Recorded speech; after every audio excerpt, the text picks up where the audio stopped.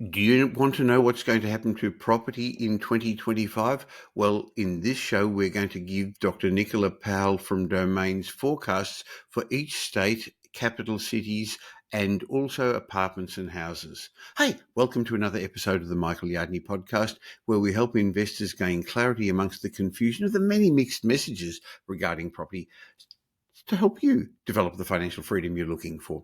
Now, as we wrap up another fascinating year in property, it's a perfect time to reflect on the trends, the surprises, the key events that shaped our housing markets in 2024, but more importantly, to look ahead for 2025, see what it may bring.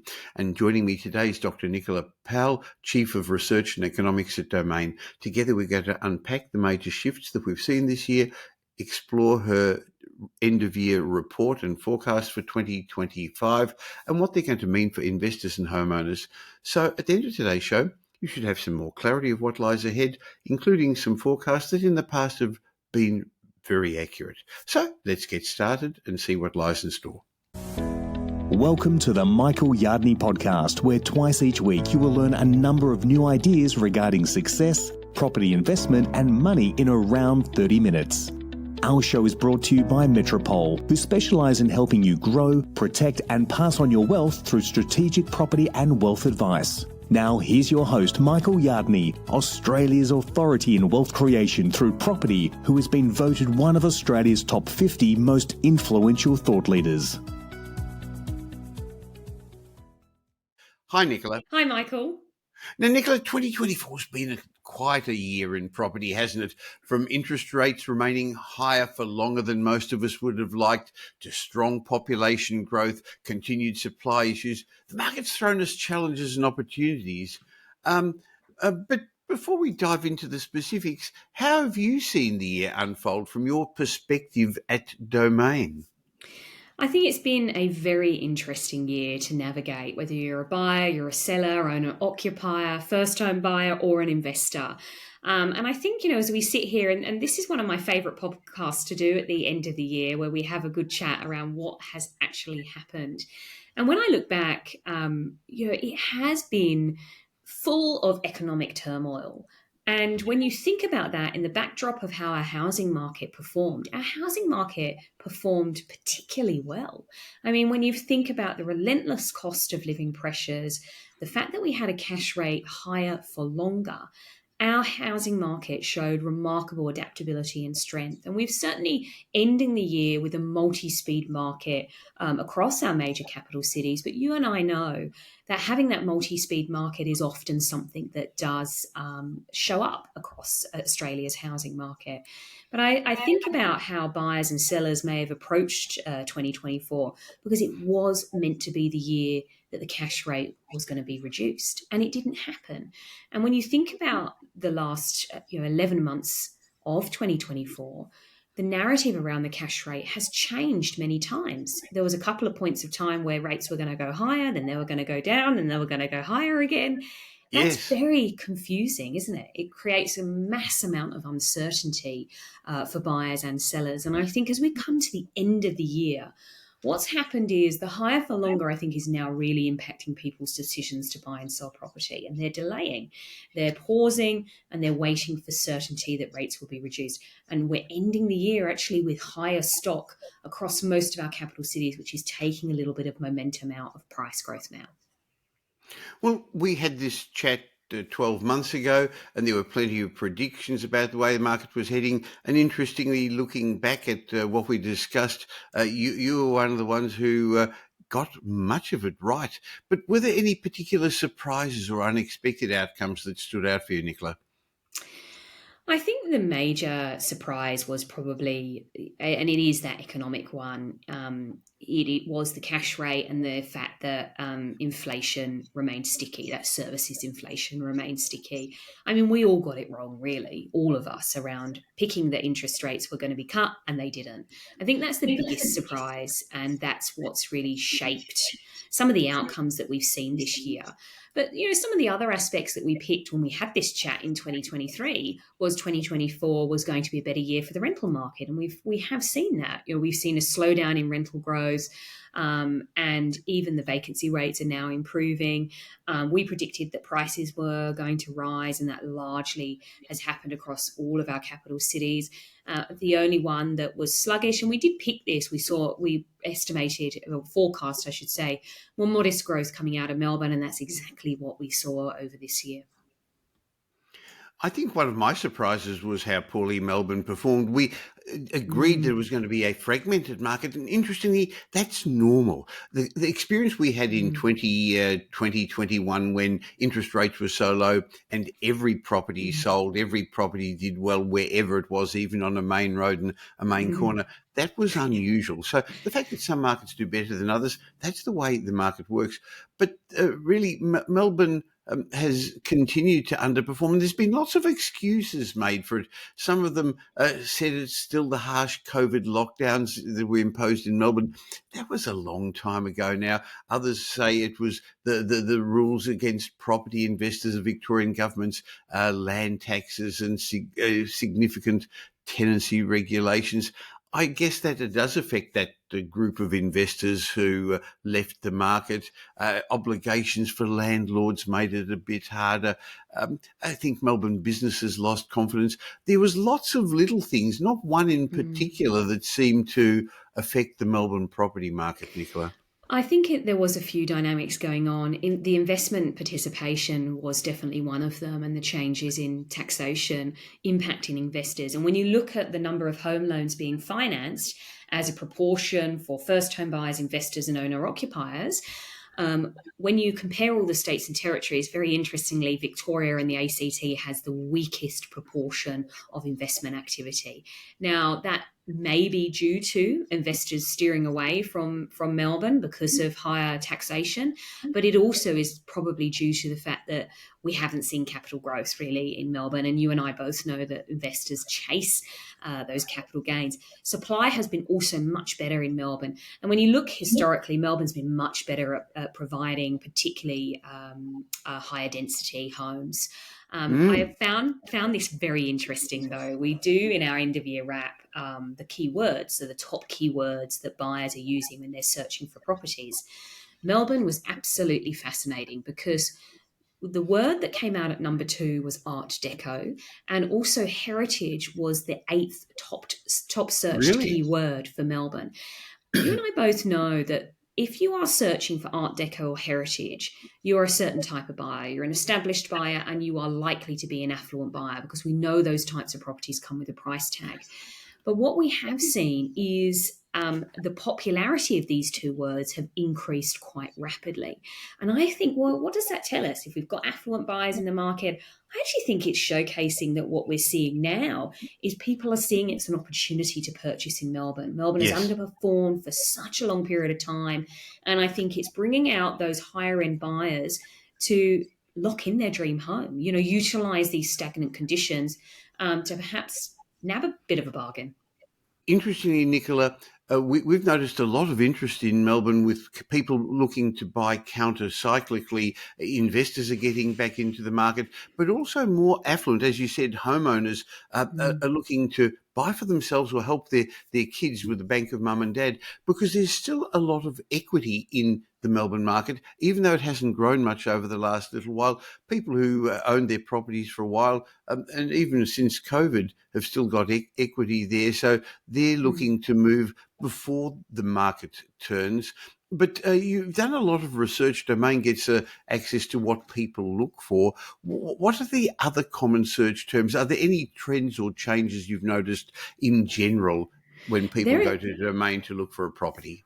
There has been some big changes over 2024. When you look nationally, Paul always comes out as number 1. We're Australians, we're driven by lifestyle, and Paul, across most of our capital cities, does come out of number 1. But also other things like waterfront was number 2 and view was at number 3. Some of the change years or the interesting aspects with keywords, granny flat is up there. That comes out at number 4. Yeah, and particularly so in Sydney, we've seen that rise through the ranks. And I think in Sydney, it comes out at number 2. So it's much higher in Sydney, which we know is unaffordable. I think it really shows It's also multi-gen. easier to build granny flats in Sydney. Mm. The regulations, the town planning regulations in Melbourne make it much harder. Yeah, very interesting. And I do think it showcases the rise of multi-generational living, adult children staying at home Yes. for much longer. But some of the other things that perhaps we would expect to occur, study has dropped down. We know it was an important part of searching for a home during the peak of the pandemic, but that has dropped down quite a number of places, and that is pretty much across all of our major capital cities. Some of those other affordability aspects are now rising up through too. So duplexed and dual, so those dual occupancies. So Interesting. I do think affordability is definitely front of mind for Australians. Well, I'm going to put a link to the domain report in the show notes because it's actually very detailed. Boy, you must have done a lot of Yeah. work and a lot of research putting that together. But I'd like to still highlight a couple of things for people. What about regional Australia? How did that go over the last 12 months? So we haven't seen as much growth, capital growth coming out of regional Australia compared to our major capital cities. The focus definitely was back onto our major capital cities. But I think, there is the affordable pastures that the regional Australia does offer is definitely there. We're seeing particularly momentum coming out of Sydney, our expensive markets, really, but also those markets that have seen strong rates of price growth. So Adelaide and Perth, for example, have seen a higher level of inquiries coming from the city and going into the regional markets. And that does tend to happen when you've seen a rapid change in price growth.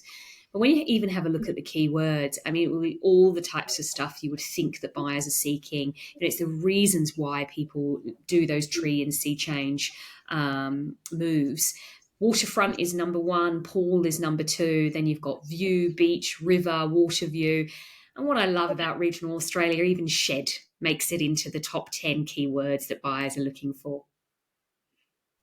Now, in your report, you talk about a number of drivers for the market moving into 2025 and also some things that are going to, I guess, some headwinds along the way. Maybe we can just talk a little bit about that because at the moment we're now ending 2024, starting the new year with more supply on the market.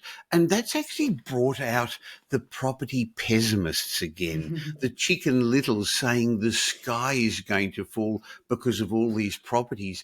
The rental crisis is over now because vacancy rates have increased from 1 point something percent to 1.5, 1.6%, which is still very low.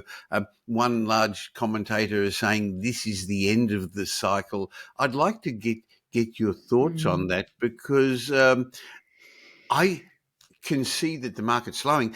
When there's more properties on the market, what's causing those to come on the market? That'd be interesting to get your thoughts because in my mind, most sellers are also buyers. Sure, some investors are selling up, some people are having some mortgage stress, but it doesn't seem there are that many distressed sales. So in my mind, if there's more sellers coming on, hey, are they now thinking maybe it's a good time as there's a bit of a lull in the market to change house, to upgrade, downgrade, right size? Yeah, I think probably that is. I look at my local area, and on my small section of street, multiple houses are now up for sale, and I wonder whether people have just waited. They've waited, for interest rates to be cut, and it didn't happen, and they've just waited too long, and they've gone right. Let's just make that move Just got to now. get on with life. Yeah, absolutely. And, I agree with you. Most buyers are sellers and sellers are buyers. It's a great phrase. When we're looking at 2025, we released our price forecasts within this end of year wrap. And we actually utilize behavioral data on domain. So it helps to inform where the market is going to go and actually creates a more robust forecast for us as well. And what we've largely got are most of our capital cities are going to grow, forecast to grow over 2025. But it's definitely at a slower pace of growth, much more minor rates of growth across our cities. And even those really strong performers, so your Brisbanes, your Perth and your Adelaide, we're still expecting them to be standout performers relative to all of the other capital cities of 2025. But even then, the rate of growth is going to be significantly slower. So, for example, I think Perth is going to end the year this year with about a 20% increase in price, whereas next year we're forecasting maybe 8 to 10% increase, because obviously 20% each year is just not sustainable over that longer term. No. We're picking a couple of areas that could fall. So some of those regional markets, particularly regional Victoria, and also more subdued conditions coming out of the ACT and also Melbourne units as well. But we're still expecting prices to grow. And this is what, we definitely have seen an increase in supply. But one of the key things of 2024's property market is we've got an undersupply of housing. And what we've got at the moment is we're stuck between high interest rates and an undersupply of housing. And that undersupply of housing continues to drive up pricing. That undersupply isn't going to disappear in 2025. We're still not building enough homes. So the foundational reasons to push up price is still there. What's going to hold it back is affordability, borrowing capacities. And what we're likely to see, and I'm keen for your view, Michael, on this one, is I think it's going to be a year of two halves next year. I think the rate cuts might shape when we see greater momentum in our housing markets. Interestingly, we think so much alike. You've got the academic backgrounds for it and all the detailed data from research. I guess I've had 5 decades of experience with it, and that's exactly what I've been saying. I think that it will be a year of two halves because I can't see the cash rate changing until the middle of 2025 unless something drastic happens. It's not going to happen in February.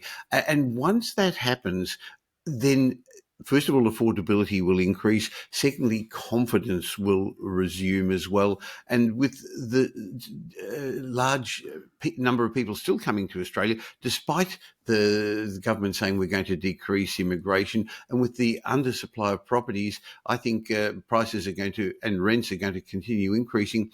I think another trend for the first half of 2025 is going to be a lot of more news about property being an election year. There's going to be everyone giving their thoughts about it, including some parties with a particular colour giving some scary suggestions like rental increases and rental caps, I should say, and even firmer tenancy legislation. Yeah, I absolutely agree. I do think that housing is becoming a key battleground for the 2025 federal election. And if we take a step back, a federal election doesn't necessarily impact the housing market. What impacts the housing market is if you've got political parties that have very different policies that can have different impacts, and that might be bringing certain types of buyers to market, scaring other types of buyers away. And we know that there has been very different views on how to tackle Australia's housing crisis. There's even been discussion and on the table again, and you and I have seen this many times, around negative gearing and capital gains tax discounts. Yes. And if things like that, which I cannot imagine occurring, but if things like that are changed, it will have an impact on investment activity. It will have an impact on rental conditions. So I do think that when you have policies that are going to influence certain buyer segments, it's that influences housing market dynamics, because people speed up or they delay decisions based upon what they think the election outcome is going to be. Well, in the last week of sitting of Parliament, Labor got quite a few things through, including the Help to Buy scheme and the Build to Rent. With the Help to Buy, look, I think it's great that they're going to help first home buyers get in with smaller deposits. But in my mind, that's just kicking the affordability issue down the road, because you give people more money, they actually get into the property market, it pushes properties up. Hey, once they get into the property market, Nicola, they don't want to see the property market falling down and becoming more affordable, do they? They absolutely don't. And look, it was great that Help to Buy, it was stuck in the Senate for such a long period of time. So it's great that they're actually passing some of these policies. But I do agree with you. I mean, Help to Buy has been described as an enabler, getting people onto the property market, and particularly those that perhaps would have never been able to afford their own home. It is targeted to lower income households, and there's property price caps, etc. But what that will do is create an element of distortion, because you are going to be bringing forward demand, and you are going to be steering that demand to a certain price point without elevating that type of stock or price point. So that does tend to have an inflation impact. It does push up property prices. And so what we're likely to see, one of the trends I think that we'll see over next year, is with incentives for first-home buyers and affordability just being under the spotlight, we're likely to see greater rates of growth at the lower end for houses and also units.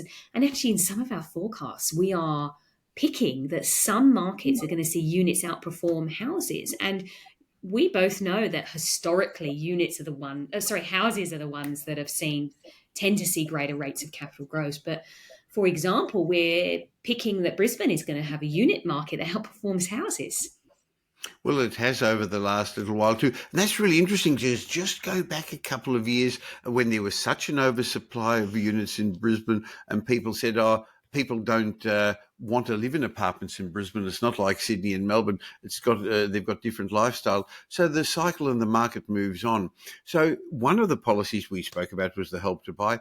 The build to rent one's another interesting one where we do need extra rental accommodation for all the people coming in from overseas, from students. So the government's now going to be encouraging corporations, local and international super funds, to invest in high or medium density accommodation in general, even though it can be in estates as well, and have those properties on the market for the long-term rental market. And I can see there's benefit in that works overseas, but they're actually going to be giving them incentives to do that, and that's coming out of your and my pocket as property investors. Why not help the average Australian end up being more secure in their investments? Now, I understand why, partly because they're wanting to create more supply, but they're using my money and your money to do that.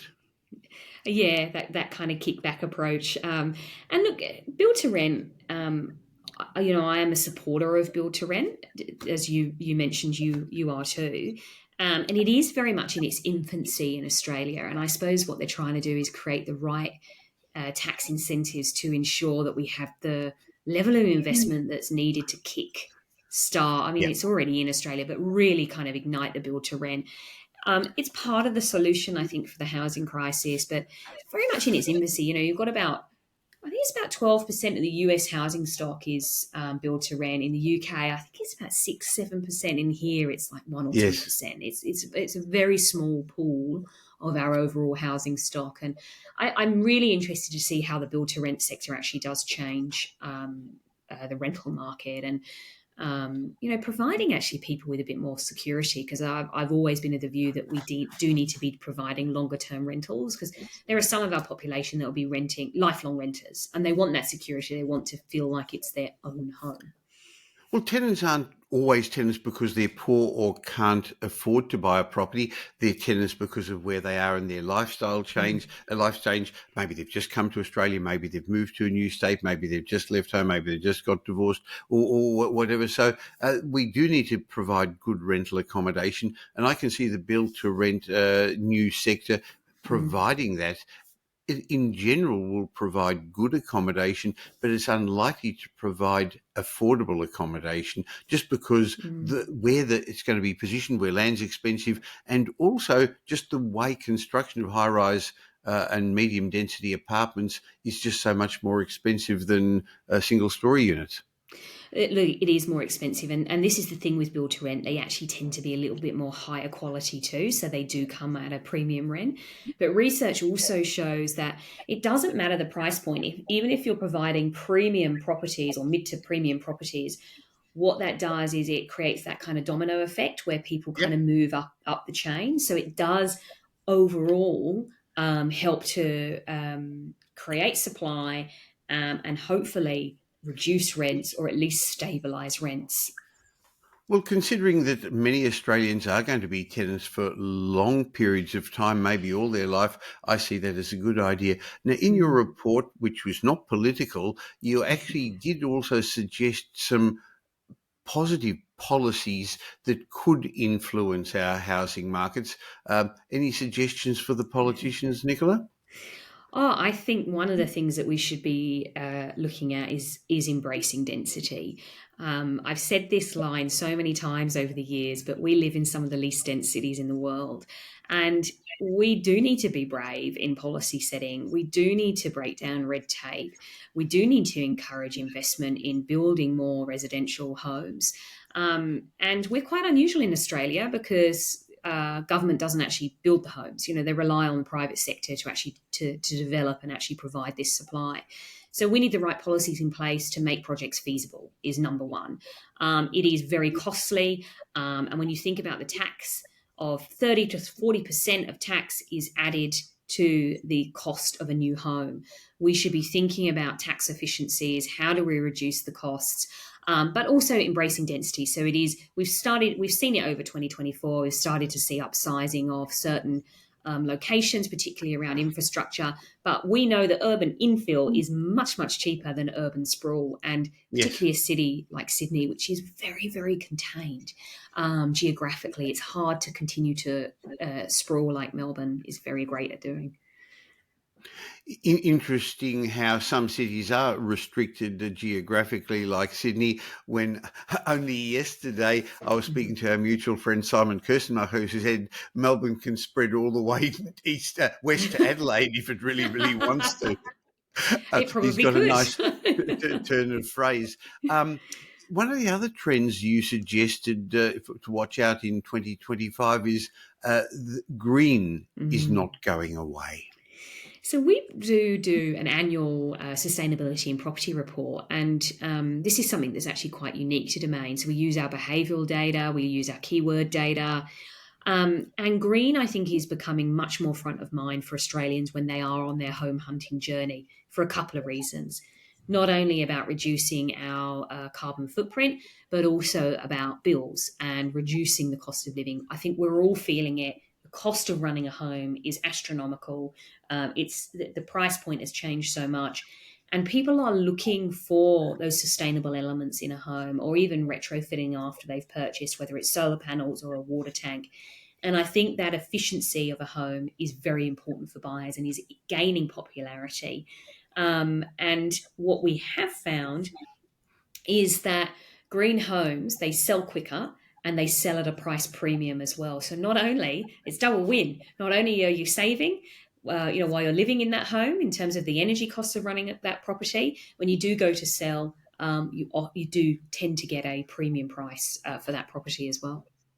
Well, the younger generations are really more into climate change and the green movement, aren't they? And as millennials move into the family formation stage, it makes sense that they're going to be looking for that. So just a couple of other thoughts about 2025. If we're looking for the trends to watch, we've said that we see it as being a year of two halves. Once interest rates fall, consumer confidence and affordability is going to come back. We said there's going to be a federal election. I'm just actually going through what you made as some predictions for the year. More dense green not going away. Are you concerned? Are there any pitfalls or worries that you're concerned about that could stall this positivity for our housing markets? There are, and I think they're obviously more on that economic side. I think the longer interest rates stay higher, the greater vulnerability it places households under in terms of financial strain. And there are certain pockets across our capital cities, is particularly so in kind of the Western Sydney location, where we do have an elevated proportion of distressed listings. So the longer that the cash rate stays higher, I do think it's going to weigh heavily on households in general, but certain households in certain geographic locations. So it's probably that sticky services inflation that is my concern. And I think thinking more broadly as well is the construction sector. I mean, let's be honest, the construction sector is still facing headwinds. We're still not seeing approval levels that we need to meet the target of the 1.2 million homes over, the next 5 years. And I really just hope that we do deliver what was promised and we meet that goal of 1.2 million homes. Because if we want to address housing affordability, we need to be doing everything in our power from a political viewpoint to make that goal achievable for developers, for private enterprise to actually to deliver that. Now, I'm going to link to your Domain report because you've actually broken down your house and unit price forecast for the end of 2025. And overall, you're suggesting that houses in Australia are likely to go up somewhere between 4 and 6%, but clearly fragmented markets, units will go up 3 to 5%. So the combined capital cities will have growth, and regional areas will also grow, but not as much. Not regional Victoria suggesting it's going to go down. So let me quickly run through this. Sydney, you're suggesting houses may go up somewhere between 4 to 6% over the 12 months, as units the same. Melbourne, 3 to 5% growth, but units in Melbourne probably won't have any growth, maybe drop a little bit. Brisbane's still going to do well. You're suggesting somewhere between 5 to 7%. And units, as you said when we spoke before, 7 to 9% growth. Perth's still likely to remain the top market in your predictions, 8 to 10% in both houses and units in Perth, and Adelaide will also perform well, and you're suggesting 7 to 9% growth in both apartments and houses.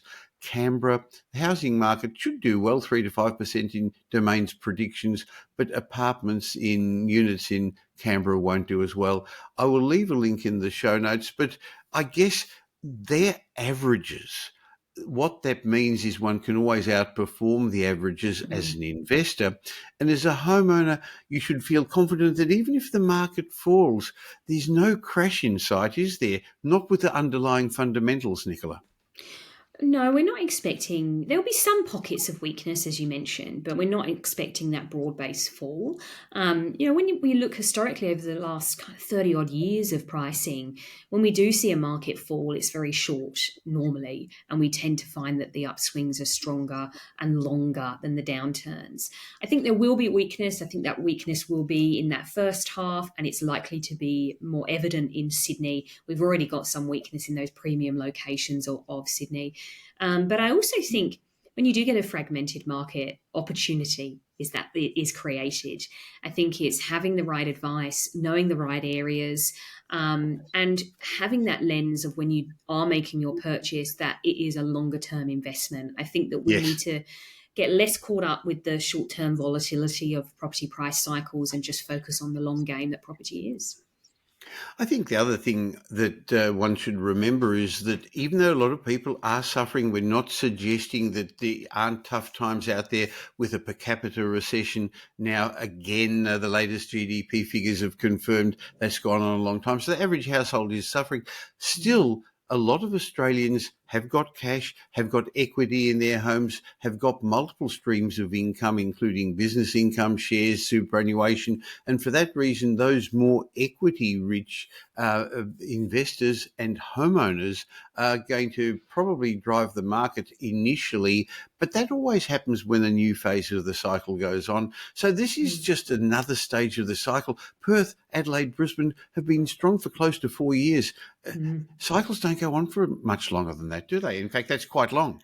It is quite long. And when you do that comparison of how much house prices have gone up from now compared to March 2020, as you said, all of them are higher, but we've got some clear standout performers, and that is your Adelaide's, your Perths and your Brisbane's. And they have increased 60, 70% since March 2020. And you've got kind of Sydney sitting at around, I think it's just below 40%. And Melbourne is the weaker performer at only 12.5%. That's still higher compared to March 2020.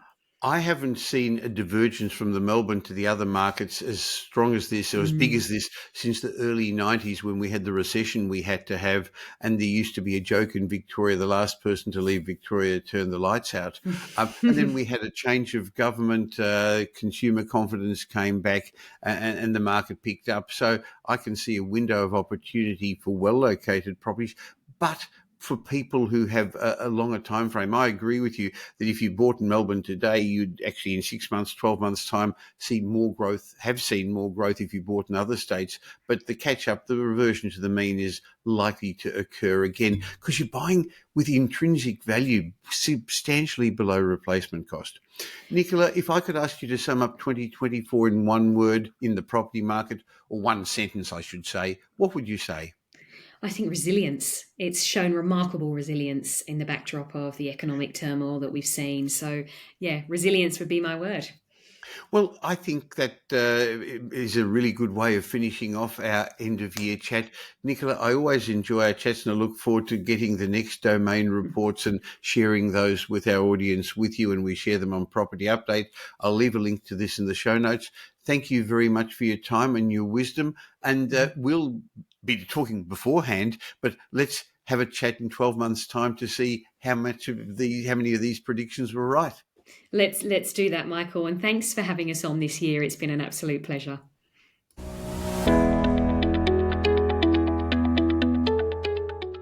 My mindset message with you, but just summarising what Nicola Powell and I were discussing, 2025 is going to be another year where there will be opportunities in the Australian property market, but you clearly just won't be able to buy any property because, as we explained, the markets are going to be very fragmented.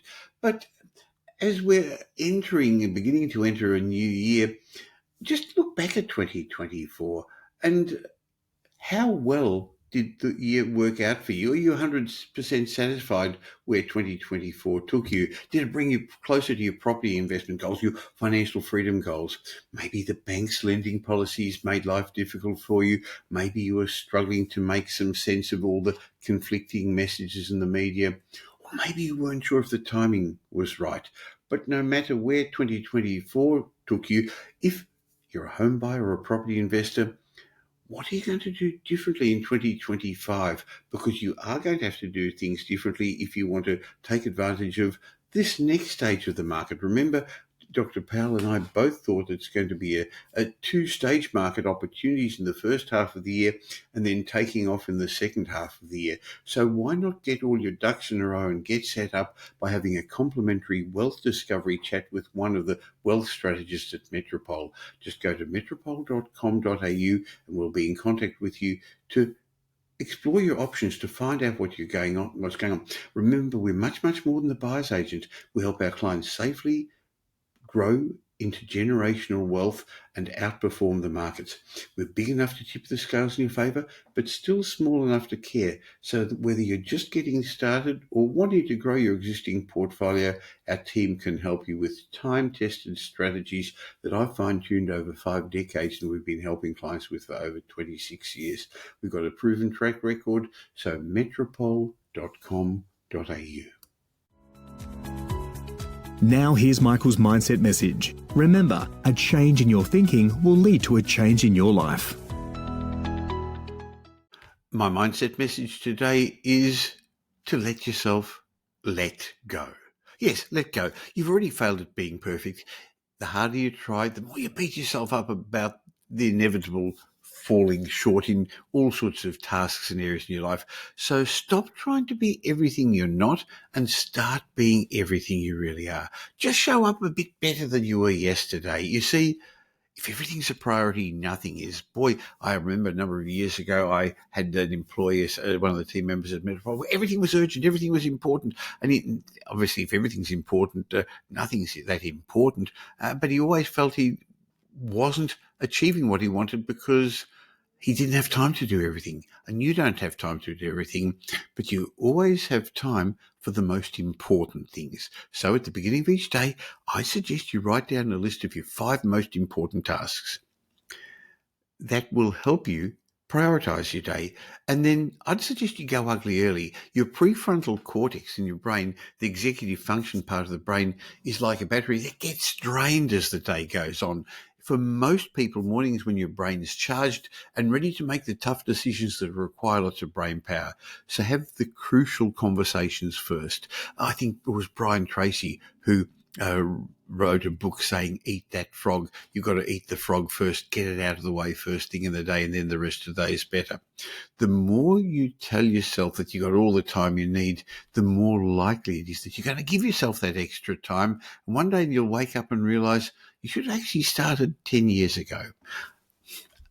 At my age, I've realized that life doesn't come with unlimited number of tomorrows. So the best time to have started whatever it is in your life you're wanting to do was yesterday. The next best time is now. So let go of trying to be perfect. Just get on with it.